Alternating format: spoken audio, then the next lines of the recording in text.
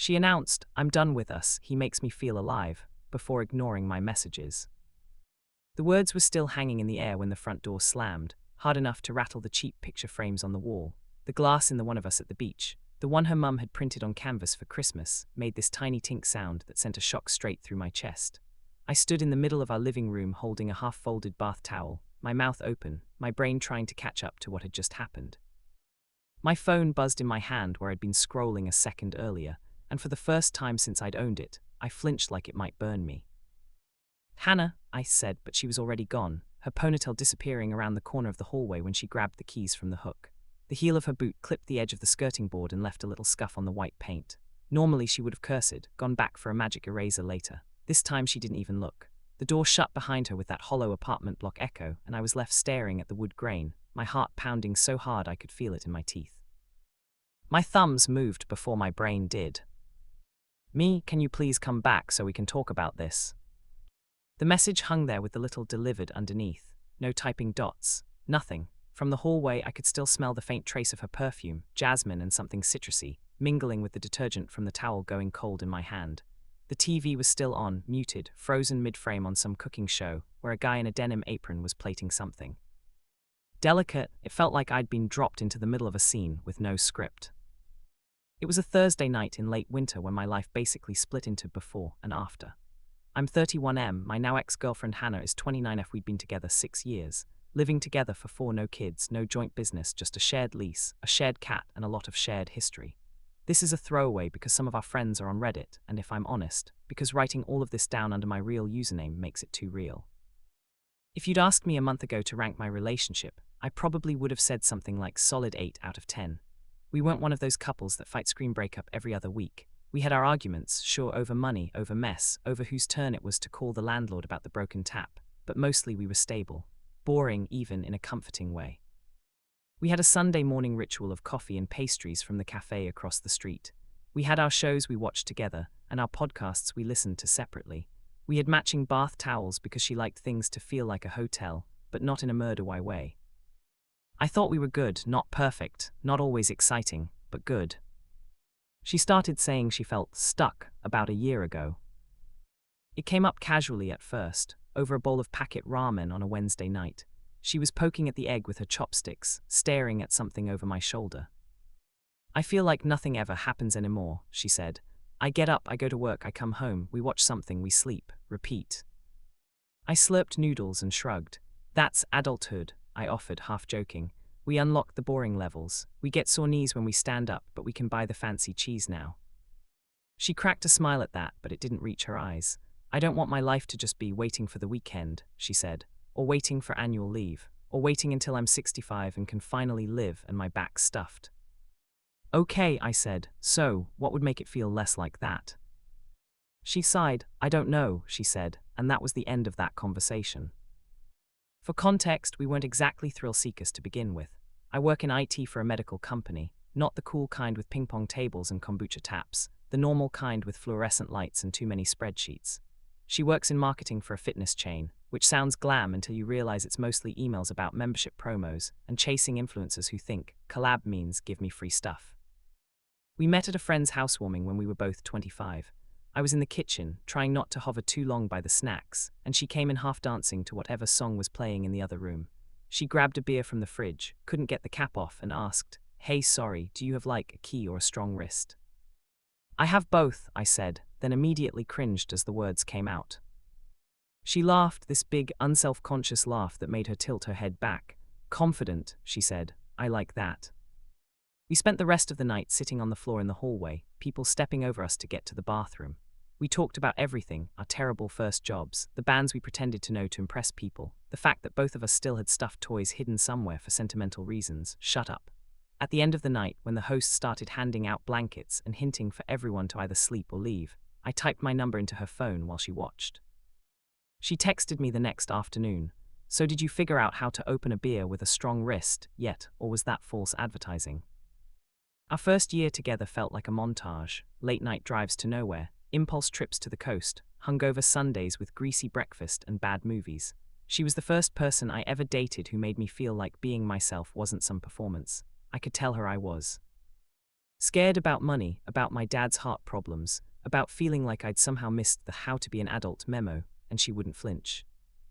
Somewhere around year 3, though, life started stacking itself on top of us. My dad had a mild heart attack, and suddenly I was spending weekends driving my parents to appointments. Her company restructured, and she got a new boss who used phrases like crushing it and live your brand unironically. Rent went up, groceries went up, our energy went down. Date night turned into, do you want to get takeaway or just toast? We still loved each other, that part I'm sure of, but the version of Alive she'd fallen for at 25, the girl who wore glitter at festivals and dragged me to midnight movie screenings on Tuesdays, started getting replaced by someone who came home, pulled off her bra with a sigh, and collapsed face first onto the couch scrolling TikTok. And me, I didn't exactly fight the tide. I retreated into my own habits. More gaming, more doom scrolling, more saying we'll do something fun soon, and then promptly forgetting to plan anything. Enter the gym. It's deeply ironic that a story about someone feeling alive starts with both of us trying not to die from sitting all day. Last year, we decided to join the gym around the corner. Mostly because they had a sign out front offering no joining fee and a free towel. We signed up together, did the whole first session with a trainer thing. That's where she met him.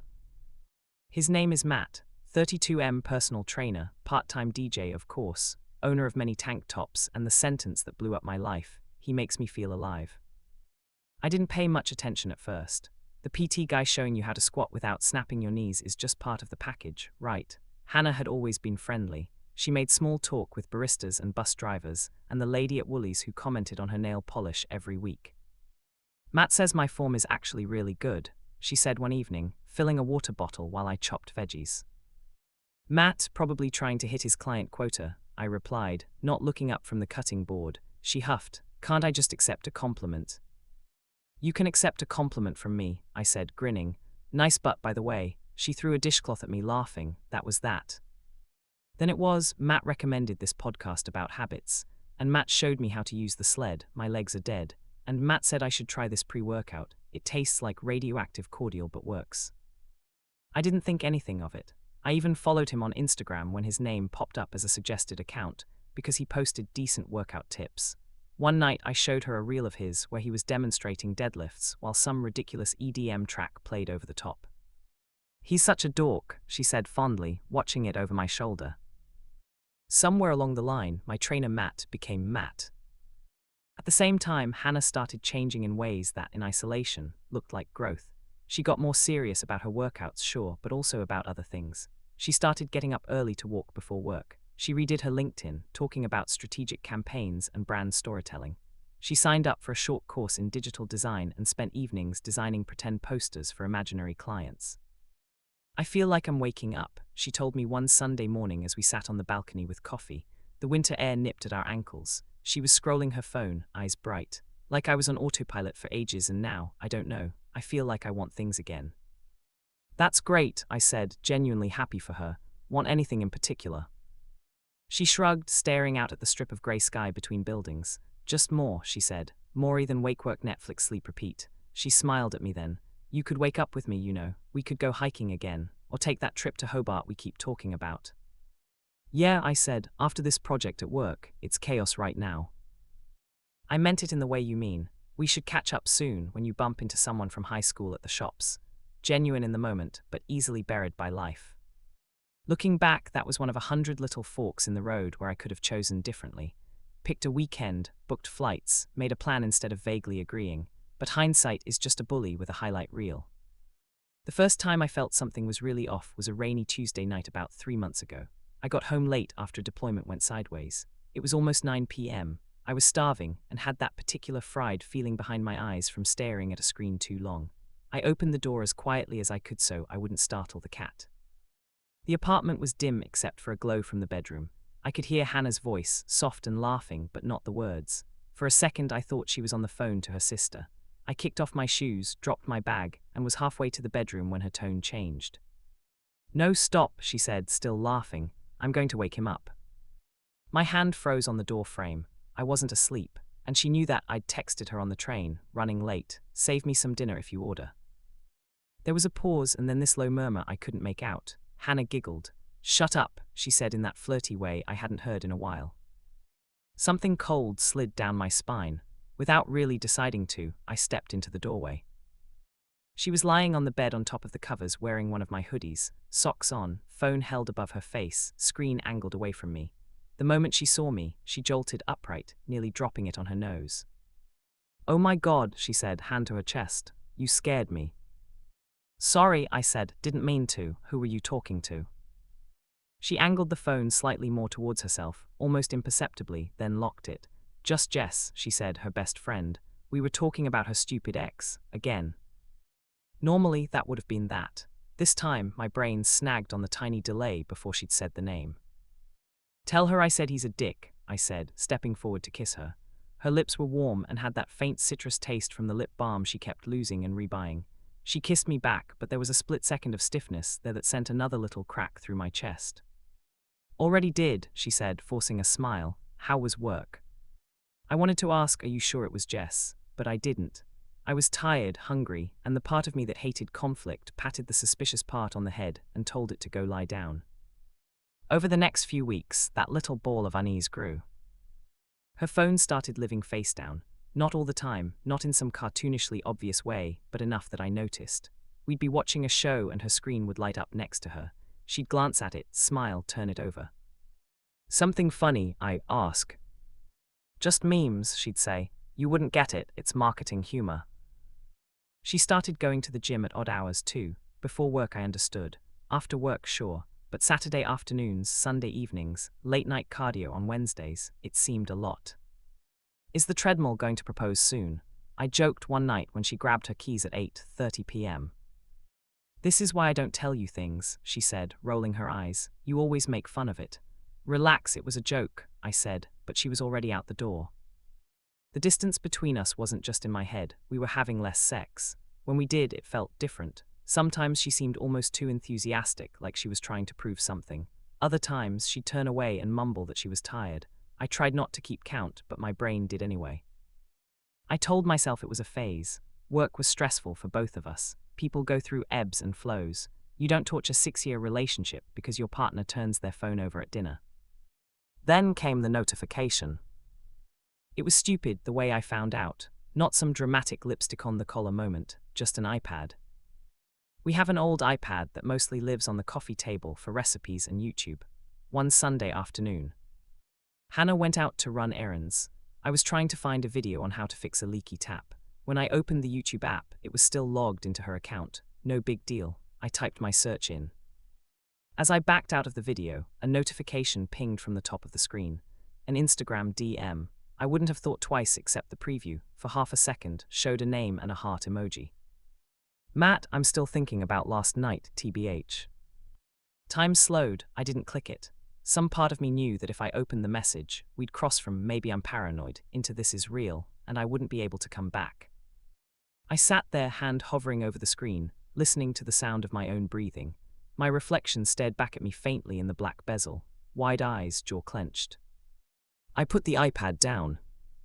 I'd love to say I confronted her immediately, that I walked into the kitchen when she came home with the shopping and said, "What the hell is Matt still thinking about?" Instead, I did what I've always been good at. I avoided. That night she came home with bags of groceries and a new candle that smelled like forest rain, i.e., faintly like toilet cleaner. She kissed my cheek, chatted about a weird guy at the shops, cooked us pasta. I watched her move around our tiny kitchen in leggings and an oversized jumper and thought, is there a version of this story where that notification meant nothing? At some point after dinner, she picked up the iPad. "Oh, you logged into my YouTube," she said casually. "Cool if we keep it like that. All your weird metal videos keep messing up my recommendations." "Sure," I said. Her face didn't change. If she knew I'd seen the message preview, she hid it well. For 3 days I walked around with that sentence rattling in my head. I'm still thinking about last night, TBH. I replayed every recent night that I hadn't been with her. Wednesday when I'd worked late. Friday when I'd gone for drinks with my team. 2 weeks ago when I'd gone to my parents'.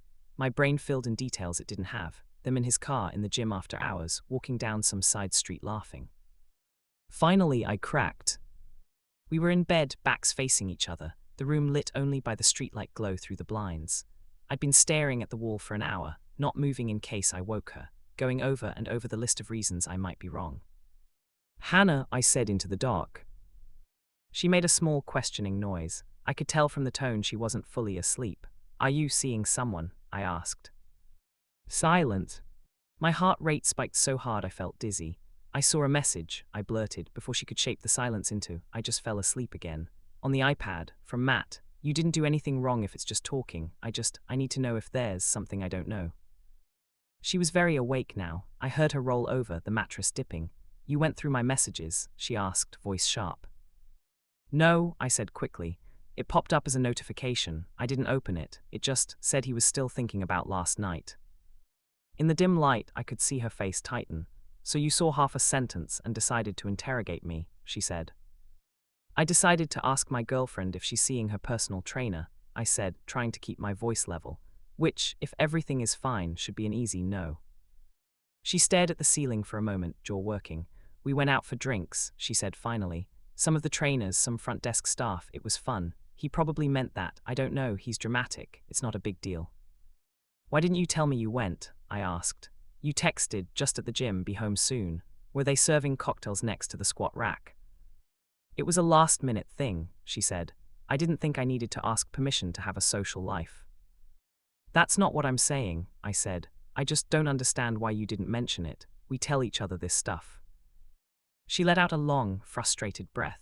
Because you already roll your eyes every time I say his name, she snapped. I didn't feel like dealing with your weird jealousy when it was just work people blowing off steam, that's all it was. I lay there staring at the shadow of the ceiling fan on the wall. Okay, I said quietly, if you say so. She turned away again, her back a solid line. I'm tired, she mumbled. Can we not turn this into a huge thing? I wanted to say I think it already is a huge thing, but the words stuck. I shut my eyes. Eventually we both drifted off, a gulf of unsaid things between us. A week later, she told me she was done with us. It happened stupidly fast, that Thursday started like any other. I went to work, argued with a server, inhaled a sandwich at my desk. She sent me a meme at lunchtime about clients who ask for just a quick tweak. I sent her a TikTok of a cat falling off a counter. Normal. Around 4, she texted. Hannah, hey, can we talk properly tonight? My stomach dropped. The we need to talk text is universal for a reason. Me, sure. Me, everything okay. She didn't reply. I spent the rest of the afternoon alternating between panic and telling myself not to panic. People in relationships talk, right? We were overdue for a real conversation. Maybe she wanted to revisit the whole stuck thing. Maybe she had a job offer that meant moving. Maybe. By the time I got home at 6, my palms were sweaty. The lights were on, but the place felt off. She was standing in the living room, not sitting, arms folded across her chest. She changed out of her work clothes into jeans and a black top I didn't recognize, low-cut, vaguely sparkly. There was a suitcase by the door. My heart lurched. What's with the bag? I asked, trying to keep my voice light. Are we going somewhere or am I in trouble? She didn't smile. We need to talk, she said, confirming every stereotype ever. I dropped my keys in the bowl, missed, picked them up again. Yeah, I said. Okay, talk. She took a deep breath like she was about to dive underwater. I'm done, Noah, she said. I'm done with us. My brain did that record scratch thing. What? I said. I've been trying to figure out how to say this without completely devastating you, she went on, words tumbling. But there's no good way. I should have said something months ago. I've been unhappy for a long time and I didn't want to admit it. I kept hoping things would just magically go back to how they were, and they didn't. Unhappy how? I managed. Like with me specifically, with life, with work. All of it, she said, throwing her hands up. But with us too, it's like we've been roommates for a year. I feel like I'm dying in slow motion here. I kept telling myself it was just a phase, that if I waited it out, the spark would come back, but it never did. So your solution is to give up, I said, anger starting to poke through the fog. We could go to counseling, take a trip, make changes. You don't have to just announce you're done. She swallowed, eyes shiny. I met someone, she said quietly.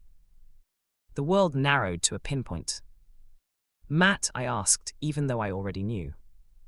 She looked away. That was all the answer I needed. You have got to be kidding me, I said, a laugh bursting out of me, sharp and joyless. The fucking PT. It wasn't planned, she said quickly. I didn't go looking for it. It just happened. Cheating doesn't just happen, Hannah, I snapped. You don't slip and fall into someone's DMs. I know, she said, tears spilling over. I know it was wrong. I know I should have ended things with you before it got to that point. I hate that I've become this person, but I can't lie and say it didn't happen. How long? I asked the classic question. She winced. A couple of months, she said. It started with talking, then more. My knees felt weak. I sank into the armchair because I was afraid I'd actually fall. And you're leaving me for him, I said. The words tasted metallic. She shook her head quickly. I'm leaving because I can't do this anymore, she said. He just showed me what I'd been missing. I feel alive around him in a way I haven't in a long time. There it was, the sentence that would brand itself on my brain. He makes me feel alive, she said, voice breaking. And that's not fair to you. I look at you and I feel this guilt and obligation and history, and I don't feel like myself. That's not your fault. You haven't done anything wrong. You've been stable, kind, reliable, and I've taken advantage of that. I can't keep doing it. So I'm what? A weighted blanket, I said. Good for comfort, bad for feeling alive. She shook her head desperately. No, that's not what I mean. You're safe. You've always been safe. You were there when my dad died. You were there when I lost that big campaign and thought I'd be fired. You're the person I know would pick me up at 3 a.m. from anywhere. But somewhere along the way, safe started to feel like stuck to me, and I didn't tell you that. I just looked for that feeling somewhere else. And you found it with the guy who yells at people to do burpees, I said. Her mouth twisted. It's not just that, she snapped, then immediately looked guilty. Sorry, that was shitty. I'm not trying to defend what I did. I'm just telling you where my head is at. Where your head is at, I repeated slowly, is out the door with a suitcase, telling me you're done with us because some dude makes you feel alive. She closed her eyes, tears tracking down her cheeks. I've been trying to break up with you in my head for weeks, she whispered. Every time I picture it, I see your face and I feel like I'm stabbing a puppy. You're a good person, Noah, you don't deserve this. But staying because I'm scared of hurting you is also hurting you, because I'm not really here anymore. At what point were you going to loop me in on the fact that I've been in a one-sided relationship? I asked. After you moved in with him, after the wedding. That's not happening, she said quickly. I'm not moving in with him. I don't even know what this is with him yet. I just know I can't be with you and have this other thing in my heart. It's not fair. Wow, I said, so I get the moral high ground, but I still lose everything. Lucky me. She wiped her face, straightened her shoulders. I'm going to stay at Jess's for a while, she said. I've already talked to her. I'll transfer my half of the rent and bills and stuff until we figure out what we're doing with the lease. I'll come back when you're not here and get my things. I'm not going to just ghost you. That was when I said, can we at least talk more about this? And she delivered the full version of the line that's been stuck in my head ever since. I'm done with us, she said again, quieter but somehow more final. He makes me feel alive in a way this doesn't anymore. Staying and dragging this out is cruel. I don't want to fight about this over text for weeks. I'm saying it now. I'm done. Then she picked up the suitcase, grabbed her handbag and walked to the door. I followed her, heart hammering. Hannah, please, I said. We've been together 6 years. You don't get to just announce this and leave. We owe it to ourselves to at least try to understand what went wrong, to see if it's fixable. She paused with her hand on the knob. I've been trying to understand for months, she said without turning around. I think I've been waiting for you to notice, to say, hey, something's off, let's fix it. You didn't, and that's not all on you, but I can't do it anymore. I can't be the only one dragging this thing up the hill. That's not fair, I snapped. I would have done anything if you'd just told me. Therapy, trips, quitting my job, moving cities. I would have tried. You didn't give me the chance. She closed her eyes briefly like my words were a gust of hot wind. Maybe you would have, she said. Or maybe you would have said we will after this project. I don't know. I just know this version of us is killing me, and I don't have the bandwidth to resuscitate it and hope it sticks. I'm sorry. And then she left. Which brings us back to me, standing in the living room with a towel in my hands and my phone buzzing. After I sent that first message asking her to come back, I sent another.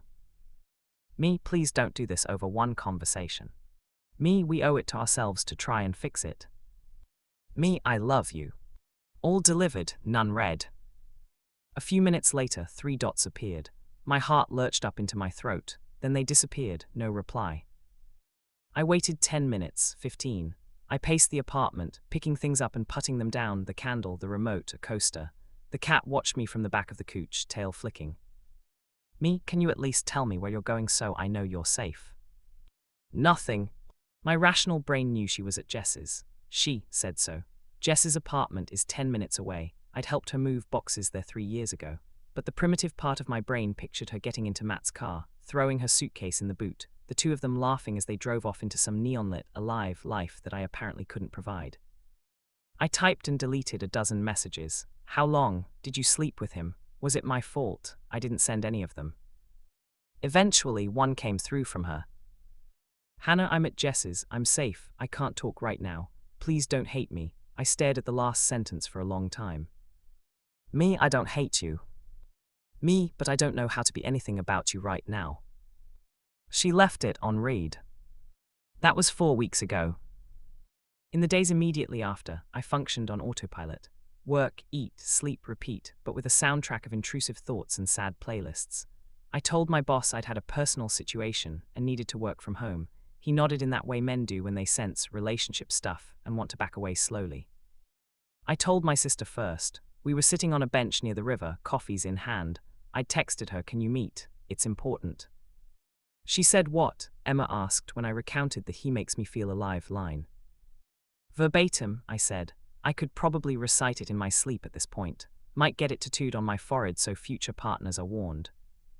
She snorted. "Please don't," she said, then her face softened. "I'm sorry, no, that's brutal." I keep thinking if she'd just said, "I'm unhappy, we could have done something," I said, but she didn't want help fixing it, she wanted out. "Both can be true," Emma said. She peeled the lid off her coffee and inspected the bubbles. She probably was unhappy and also handled it in the worst possible way. I nodded, throat tight. "Do you think I was boring?" I blurted. She looked up. "I think you were comfortable," she said carefully. "You like routines, you like knowing what's for dinner, you find a show you like and watch it 3 times. "Thanks," I said dryly. She smiled sadly. "That's not a bad thing, Noah. Some people find that soothing. Some people freak out and run towards the first person who promises them fireworks." She sipped her coffee. "Fireworks burn out, you know that, right?" "I know," I said. "I also know that the fireworks guy is currently making her feel alive while I'm memorizing the back of our cooch." Therapy was Emma's idea. She sent me a list of counselors with the text, "Pick one or I will." I ended up with a woman named Karen, unfortunate, but she's lovely, who has a calm voice and a bookshelf full of plants. In our second session, I told her about the line. She said he makes her feel alive, I said, staring at the rug, and that she felt like she was dying with me. How am I meant to come back from that? How do I date again and not hear that in the back of my head every time someone looks at their phone? Karen tilted her head. "What do you think alive means to her?" she asked. "Apparently muscles, EDM and motivational quotes," I said. She smiled faintly. "Maybe," she said, "or maybe it means novelty, being seen in a certain way, adrenaline. Those things can be intoxicating, especially if someone has been feeling numb for a long time." "Cool," I said, "so I'm emotional Valium." "I don't hear her saying you made her feel dead," Karen replied. "I hear her saying she was already numb and didn't know how to find aliveness inside herself, so she outsourced it. It's avoidant, it's immature, it's hurtful, but it's not a scientific assessment of your worth as a partner." Logically, I get that.